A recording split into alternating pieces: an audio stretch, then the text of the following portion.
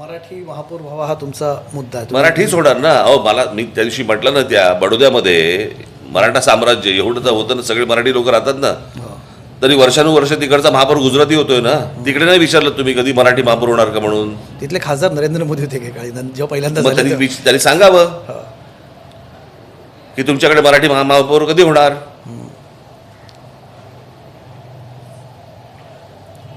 हे कसं आहे, हे भांडणं लावणे, ह्याच्यातनं काहीतरी गेन करणे, ह्याच्यातनं निवडणुका लढणे, एवढे फक्त उद्योग करत बसायचे. ज्याला काय सोकॉल्ड पत्रकार सगळेजण काय मास्टर स्ट्रोक आहे.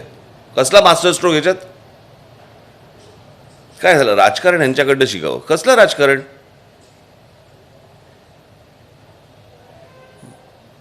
समाज बिघडवणारं राजकारण.